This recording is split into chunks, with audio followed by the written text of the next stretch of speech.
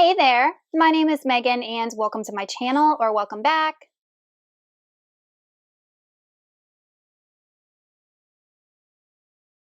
Today I'm going to be discussing 10 of my favorite fantasy recommendations based on certain prompts.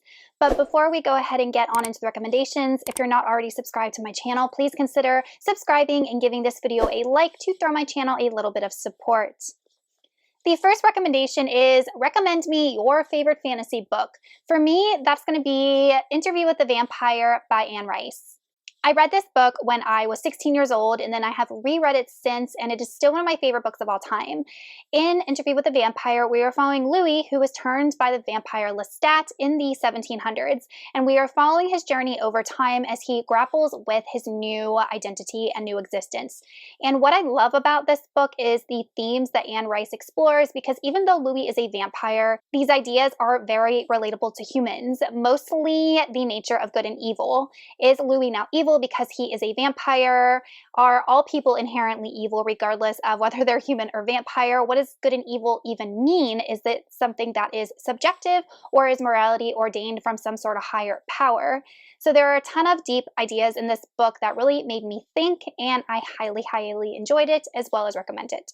The second recommendation is recommend me a guilty pleasure fantasy book. I'm going to go with the Transformation Trilogy by Cassie Alexander. This is a Beauty and the Beast retelling, but in this book, the Beast is actually a sorcerer, and he can transform into a beast, and our Belle is a princess known as Lizanne. There is magic in this world, and currently there are these evil beings that are coming up from underneath the earth and attacking these different kingdoms. So Lizanne's father, the king, ends up trading her to the Beast so that he will agree to help fight against these evil zombie-like things. I forget what they're called. Lizanne actually has her own sorceress ability, but in this world, women are not permitted or taught to use any type of magical ability, and our Beast does enter into an agreement to train her, and Lizanne's magic is contingent on pain. So you can imagine kind of how that plays out. This does have sexual content in it. There is some smut in this, but the plot is really good, the character development is really good, and it's definitely a guilty pleasure read. The third recommendation is to recommend a popular fantasy book that I personally didn't like. For me, that is going to be The Changeling by Victor LaValle. I personally did not connect with this book. I did not connect with the story. I did not connect with the characters. I found this to be fairly lacking in many things that make a fantasy. The plot felt very discombobulated to me, with the fantastical elements not really showing up till the end of the book.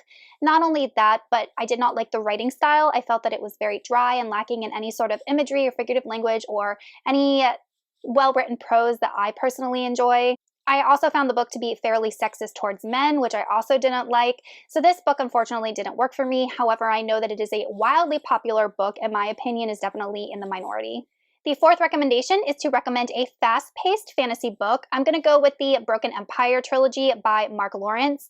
First off, I mean, look how short and small these books are compared to a Sanderson book or a Robert Jordan book. These are definitely much quicker reads. This is a revenge story. We are following, in this book, 13-year-old Jorg Ancrath, and he is trying to take his kingdom back, take his castle back, and he is leading a group of bloodthirsty men that go across this land, basically terrorizing everybody. This is a dark, gritty story, and Jorg is definitely not an admirable character during many circumstances. He does have growth over the series, but he's definitely not very likable, and there are elements of this book that relate to our world as well as necromancy, so it does have some dark elements. I thoroughly enjoyed it, and it's a quick read. The fifth recommendation is to recommend a book that is underhyped, and I'm going to go with Elantris by Brandon Sanderson. Elantris definitely does not have the same notoriety as his other works. I personally really liked it. Yes, it is dense. Yes, it is slow, and there's not as much action in this book as his other works, but it still is a very well-crafted story. Prompt 6 is a fantasy book that you can reread over and over. For me, that is The Lies of Locke Lamora by Scott Lynch. This is definitely one of my favorite fantasy books, and I'm still super sad that the series was never finished. I have read this book more than once. I find Locke to be such a mischievous, endearing character. I love and hate him at the same time. But in this book, we're following Locke. He is an orphan. He ends up getting adopted by Father Chains, and he learns that Father Chains is running this whole con artist scheme in the city where he lives. And as Locke grows up, he ends up getting his own crew, and they just go through scamming all of the nobles in this world until he comes across this supernatural element that kind of puts a stop to his antics, and he has to navigate the consequences of his actions.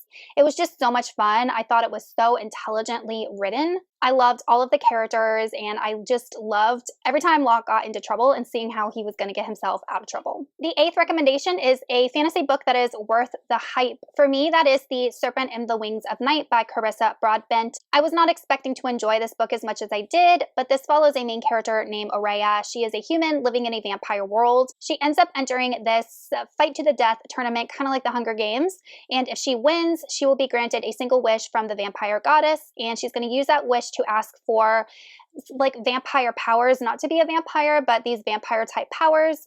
And she is going to use that to help her father, who is the king of the vampires, her adopted father, kind of solidify his role. But as she goes through this tournament, she meets someone, a vampire from another clan. There is a romance that ensues, and she also starts to learn that all the things that she thought she knew about her life, her father, things that he'd done in the past might not be 100% accurate. He might not be as good a person as she thought he was.